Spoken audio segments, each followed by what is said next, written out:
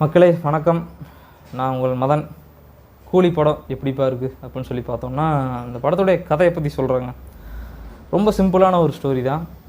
ஒரு ஹார்பரில் வேலை செய்யக்கூடிய தொழிலாளர்கள் அவங்களுடைய ஆர்கன்ஸ் எல்லாம் திருடி சேல்ஸ் பண்ணிகிட்டு இருக்காரு. யாருன்னா இந்த படத்தினுடைய முக்கியமான வில்லனான நாகார்ஜுனா.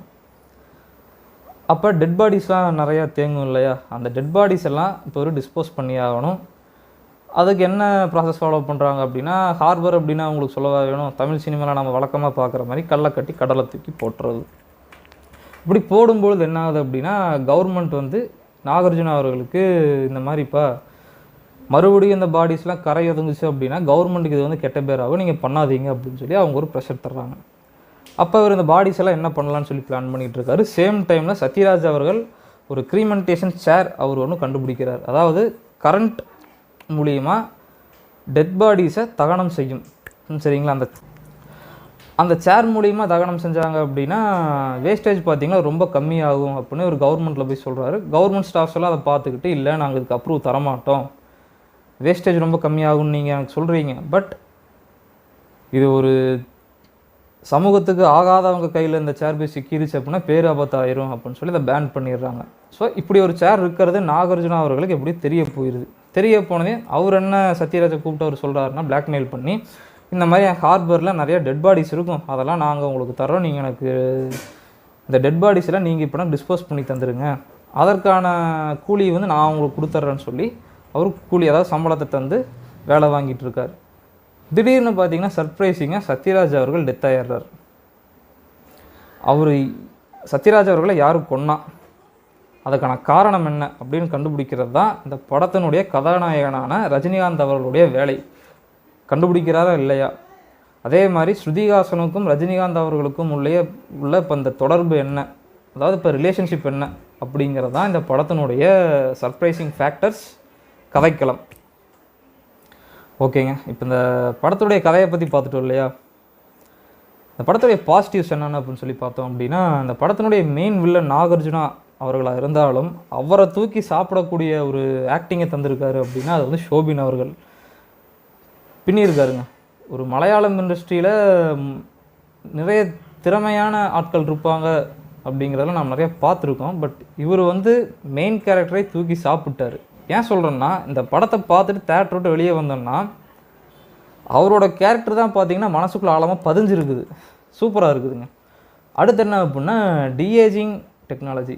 லோகேஷ் கனகராஜ் அவர்கள் ரஜினிகாந்த் அவர்கள் அவரோட ஃபேன்ஸுக்கு சூப்பராக காமிச்சிருக்காருன்னு தான் கண்டிப்பாக சொல்லி ஆகணும். அந்த டிஏஜிங் சீன்ஸ்லாம் தேட்டரில் சூப்பராக இருக்குது பார்க்குறதுக்கு. சூப்பர் ஸ்டார் ஃபேன்ஸுக்கு அதில் ட்ரீட் தான் அந்த சீன்ஸ் எல்லாமே. அதுக்கப்புறம் என்னென்னா, அந்த கதாபாத்திரங்கள் ஆர்டிஸ்டெல்லாம் அவங்களோட கேரக்டரை கணக்கச்சினியமாக கரெக்டாக பண்ணியிருக்காங்க. அதெல்லாம் நாம் கண்டிப்பாக பாராட்டி ஆகணும். அப்புறம் தமிழ் சினிமாவே காப்பாற்றிட்டு இருக்கிற அனிருத் அவர்கள், அவருக்கு ஏற்ற மாதிரி அந்தந்த சீன்ஸ்க்கு ஏற்ற மாதிரி பிஜிஎம் ஆகட்டும் எல்லாம் எல்லாமே சூப்பராக அவர் தந்திருக்காருங்க. லோகேஷ் கனகராஜ் அவர்களுடைய படம் அப்படின்னாலே பார்த்தீங்கன்னா டெக்னிக்கல் வைஸாக படம் ஸ்ட்ராங்காக இருக்கும். இந்த படத்தில் சுமாராக இருக்குது அப்படி தான் நம்ம சொல்லி ஆகணும். இவருடைய முந்தைய படங்களை கம்பேர் பண்ணி பார்த்தோம்னா இந்த படத்தில் பிரம்மாண்டமாக இல்லை அப்படின்னாலும் ஓகே, நல்லா இருக்குது. ஓகேங்க, இந்த படத்துடைய பாசிட்டிவ்ஸ் பற்றி பார்த்தாச்சு.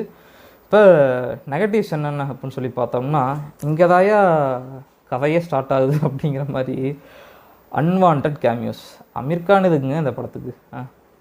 விக்ரம் படத்தில் ரோலெக்ஸ் அப்படிங்கிற கேமியோ நாம் வந்து காமிச்சிட்டோம், அது நல்லா சக்ஸஸ் ஆகிடுச்சு அப்படிங்கிறக்காக சூப்பர் ஸ்டார் படம் இன்னொரு சூப்பர் ஸ்டாரை கேமியோவை காமிக்கணும்ல அப்படின்னு சொல்லிட்டு அமீர் கானில் அதில் தூக்கிட்டு வந்து காமிச்சிருக்காங்க. அதெல்லாம் தேவையில்லைங்க. அதற்கப்புறம்னா அன்வான்ட் சாங்ஸ். படத்தினுடைய ப்ரமோஷனுக்காக பார்த்தீங்கன்னா இந்த மோனிகா சாங்கெல்லாம் இவங்க ஷூட் பண்ணியிருக்காங்க, திணிச்சிருக்காங்க படத்துக்கும் அந்த பாட்டுக்கும் சம்மந்தமே இல்லை. தேவையில்லாமல் உள்ள வந்து படத்தோட டியூரேஷன்லாம் பார்த்தீங்கன்னா அது உங்களுக்கு லென்த்தியாக கொண்டு போயிருக்குது கண்டிப்பாக. அது ஒன்று. அதுக்கப்புறம் கன்னட திரையுலகில் முக்கியமான கதாநாயகன் யாருன்னு பார்த்தீங்கன்னா உபேந்திரா அவர்கள். அவர் ஒரு நல்ல ஆர்டிஸ்ட்டுங்க. அவரை வந்து இந்த படத்தில் நான் வந்து கேஸ்ட் பண்ணுவேன் அப்படின்னு சொல்லி வலுக்கட்டாயமாக பேன் இண்டியன் ஃபிலிமாக காமிக்கணும் அப்படின்னு சொல்லி அவரையும் இதில் கேஸ்ட் பண்ணியிருக்காங்க.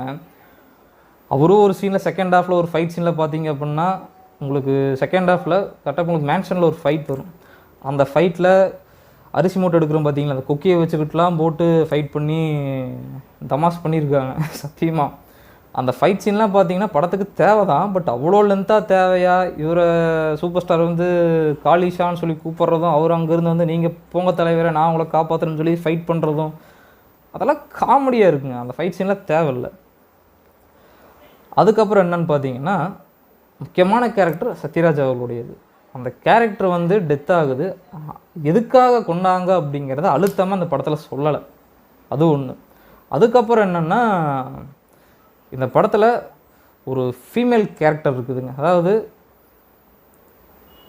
மெயின் வில்லன் அதெல்லாம் கடந்து பார்த்தீங்கன்னா உங்களுக்கு இப்போ இதில் ஒரு ஃபீமேல் நெகட்டிவ் கேரக்டர் வரும். அந்த கேரக்டரை அழுத்தமாக காமிச்சிருக்கணும், அதை காமிக்கலை. அது ஒரு ட்ராபேக் தான் இந்த படத்துக்கு. ஓகேங்க, பாசிட்டிவ்ஸ் என்னென்ன, அப்புறம் நமக்கு இப்போ நெகட்டிவ்ஸ் என்னென்னு சொல்லி நாம் இதை பார்த்துட்டோம். இந்த படம் எப்படி இருக்குது ஓவராலாக அப்படின்னு சொல்லி கேட்டிங்கன்னா, ஒரு லோகேஷ் கனகராஜ் படம் அப்படின்னா எப்படி இருக்கும் அப்படின்னு சொல்லி படம் பார்க்குறவங்களுக்கு, படம் பார்த்த நிறையா பேருக்கு தெரிஞ்சிருக்கும். முக்கியமாக சொல்லப்போனால் அவருடைய முந்தைய படங்களான கைதி, மாஸ்டர், விக்ரம், அப்புறம் உங்களுக்கு லியோ, இதெல்லாம் பார்த்திங்கன்னா டெக்னிக்கல் வைஸாக பயங்கர ஸ்ட்ராங்காக இருக்கும். இந்த கூலி படம் வந்து அந்தளவு ஸ்ட்ராங் இல்லைங்க. டெக்னிக்கல் வைஸாக பெரிய ஸ்ட்ராங் இல்லை. லோகேஷ் கனகராஜ் படம் அப்படின்னாலே அந்த ஸ்க்ரீனை பார்க்கல நமக்கு தெரியும், இது தாண்டா படம் லோகேஷ் படம் அப்படிங்கிற மாதிரி. அந்தளவு டெக்னிக்கல் வைஸாக பெருசாக ஸ்ட்ராங் இல்லைங்க. ஒரு ஆஸ் யூஷுவல் ஒரு கமர்ஷியல் மூவி பார்த்த ஃபீல் தான் நமக்கு இந்த படம் தந்திருக்குது. ஓகேங்க, அவ்வளோதான். இந்த படத்தை பற்றி பேசுகிறதுக்கு ஒன்றும் இல்லை. நீங்கள் ஒரு பெரிய எதிர்பார்ப்போடு போய் உக்காந்தீங்க, கைதி மாதிரி ஒரு கரெக்டாக விக்ரம் மாதிரி இருக்கணும் அப்படின்லாம் போய் பார்த்தீங்கன்னா பெரிய ஏமாற்றம் தான் உங்களுக்கு மிஞ்சும். மித்தபடி ஒரு 200 ரூபா தந்து இந்த படத்தை பார்க்கலாம், ஒரு 250 ரூபா தந்து நாம் இந்த படத்தை போய் தேட்டரில் போய் பார்த்தோம் அப்படின்னா பார்க்கலாங்க, அவ்வளோதான். சாப்பிடலாம். பட் இப்போ உங்களுக்கு எப்படி சொல்கிறதுனா, அந்த சாப்பாட்டுக்கு ஏற்ற கரெக்டாக அந்த டேஸ்ட் இருக்காது, அவ்வளோதான். ஏதோ பசியார சாப்பிட்லாம், அவ்வளோதாங்க. அந்த மாதிரி தான் இந்த படமும் இருக்குது. சரிங்களா? பாய்ங்க, நம்ம நெக்ஸ்ட் வீடியோவில் பார்ப்போம். பாய்.